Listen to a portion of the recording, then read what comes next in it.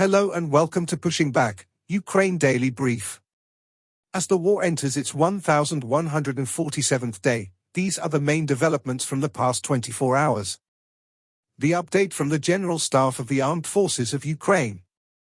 Russia has lost approximately 936,210 troops in Ukraine since the beginning of the war. The number includes 1,050 casualties over the past day.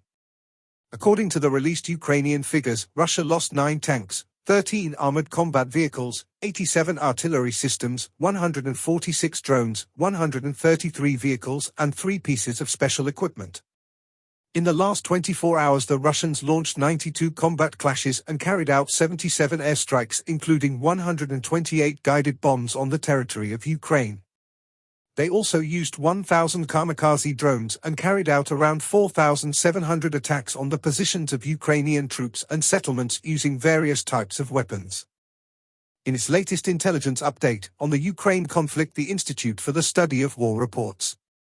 2 high-ranking members of Russian President Vladimir Putin's inner circle reiterated Putin's June 2024 non-negotiable demands that any resolution of the war in Ukraine must result in regime change, extensive territorial concessions, and long-term limitations on Ukraine's military after U.S. Special Envoy for the Middle East Steve Witkoff's April 11 meeting with Putin.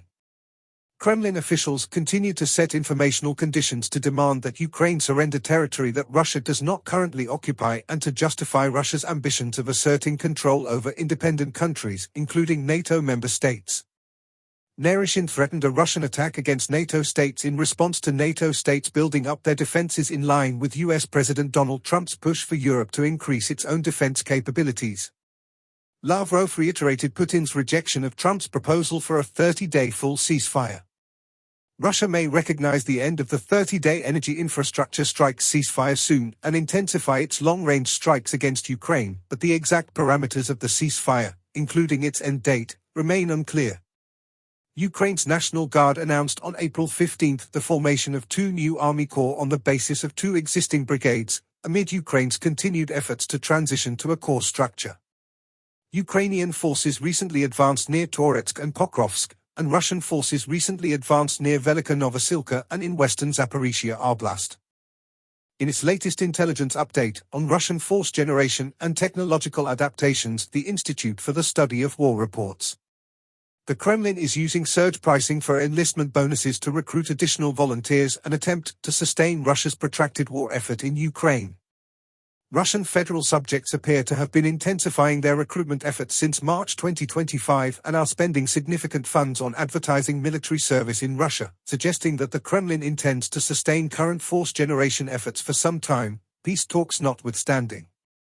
People's Republic of China Ministry of Foreign Affairs officially denied state involvement in the recruitment of Chinese nationals to fight with Russian forces in Ukraine after 2 captured Chinese nationals participated in a Ukrainian press conference on April 14. The Russian government censored Telegram posts in a continued effort to conceal North Korean involvement in Russia's war against Ukraine. Kremlin pronatalist policies introduced during the 2024 Year of the Family are reportedly so far failing to improve Russia's low birth rates. Russian federal subjects are increasingly offering Russian veterans employment and education opportunities as part of the Kremlin's effort to address labor shortages in Russia. The Kremlin is continuing to offer hand-selected veterans high-ranking government positions in support of the permanent militarization of Russian youth. Russian State Duma officials registered an amendment on April 7 that would extend combat veteran statuses and state benefits to some Russian Orthodox Church Moscow Patriarchate clergy who participated in Russia's full-scale invasion of Ukraine in apparent violation of World Orthodox canons. Ukraine's main military intelligence directorate reported on April 14 that Russian forces are using chemical agents against Ukrainian forces in Zaporizhia Oblast in an apparent violation of the Chemical Weapons Convention, to which Russia is a party. The Kremlin is actively reorienting and expanding its unmanned aerial systems production to support its war effort in Ukraine and possibly to prepare for future aggression against NATO states. Russian forces completed joint military exercises with India and Tajikistan on April 11. In President Zelensky's nightly address, he spoke about 3 key areas.